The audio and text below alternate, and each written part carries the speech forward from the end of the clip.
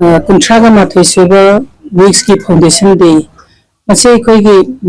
Time जे कोई manage तौजरा कांदा session मंगा कंटिन्यूशन तौजरनी बिकॉज मी अमना ओनली 1 hour अदुगा 30 minutes 1 hour सुमाने टाइम एक्सपायर तौबा लोन जॉइन तो मिनना बगी हारिबा प्रोग्राम सिदा खितंगे कोई की मॉर्निंग सेशन दा कोई अहान बदत सिगेस वे बिरंबसे कोई की प्रदीप कुमार साइन कमीशन की चेयरपर्सन अदुगा कोई की ओजासिना सिगेस वे बिरंमी अदुगा अनि सुबह सेशन बना कोई सिगेस वे बिबसे थोदन दोनी काय खुनजरीबा joint secretary Helena Family Welfare Sri Banti aduga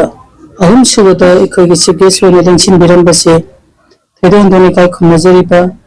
Aurangban Bikramjit IAS Director Tourism loinana mari suba session sidasu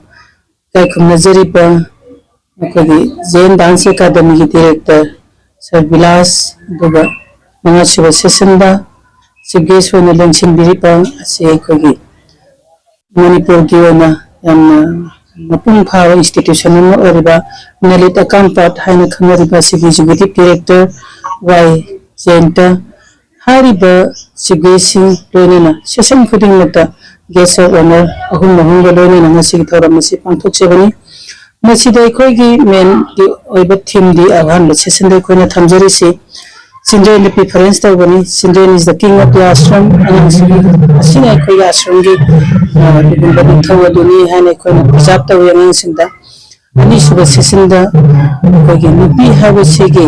senthok lambi lena na woman is the mirror of the society nupi asina samaj gi mixeni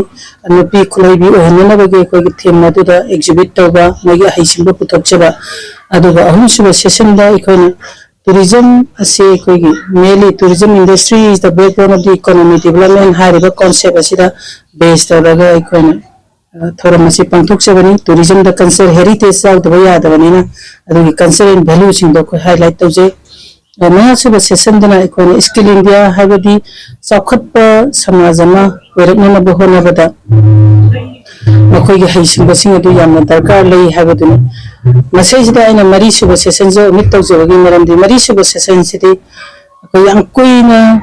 होना जरगा मसी फोंटोक जगदोरिबा आरन culture की फिनजिदा थारै हाबे जगोइसे इकोइना आना मयाम न पुथोपिरा मगनी कोई मदु इकोइना खंब योगो खरा वापदगी थारै सिनिमि चामगा कुनगम कुनि सन्ना तापि तंबिरगा ngasi felicitate तौरिबा kai khumnajaribi ima dhanina tambiba aduga ratan lesang themna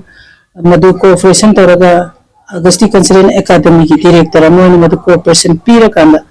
hamari ji sumna tama kanda tharai jago singasi charbila sidai kona khudon tam jagadori bani aduga mayam manipur gi miyam da kai production se chotok jagadori asina session manga sida tongan tongan bu theme manipur gi history asi खंबुल लीरगा Ikauna पुथोक्सबा याबा मखै पुथोकपा हाइबसे कोगी हंसतक की सही जिदा थमजबन main theme दी cultural group सिदा कोई क्रम माइने import ओगदगी हाइबसी मसी कोगी target नि अदुना नसी इकोना पांथोकचरीबा फेलिसिटेशन तौबगी थौरम सिदा तोंगान तोंगान बा सनामई टेम्पल बोर्ड अदुगा उकलगी उमंगाई सिंगी मरुइबा मी सिंग अदुगा Manipur University of Culture की ओइबा स्टाफ सिंग फैकल्टी मेंबर सिंग Manipur University की कोई की तोंगानबा डिपार्टमेंट लाइफ साइंस डिपार्टमेंट दा थौपुबिरिबा सिंग डेम यूनिवर्सिटी दा थौपुरिबा सिंग डिपार्टमेंट के आतगी इकोना कोऑर्डिनेशन तौरगा मणिपुर की एक्सपर्ट सिंग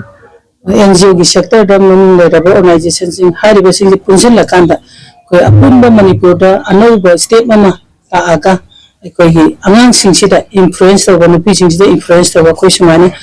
मपुंग फाना हिंबा याय हाइबा कांसेप्ट अदु असिगे सिगुम थौरम सिदा थमजै अदुना हाइबा थौरम सिदा स्टाफ सिंग अदुगा मरुइना ngasi लेंबिरकिबा अतिथि सिंग असिना यामना फुल कोऑपरेशन पीरगा पांथोकपा ngमजबनी अदुना खाइ पुनमक असे लेंबिरकिबा तब तब एंगन क्यादगी मास मीडिया की अदुगा डिपार्टमेंट में पुन्ना तना क्लब कोई मेरा पाइबी स्कूल के औजार सिंह डिवीजन खुदिंग मुक्त की लेंबी रखा खाई पुन्ना मको ऑर्गेनाइजिंग कमिटी की member ama aina aina nima puthagat pa phongtok chari.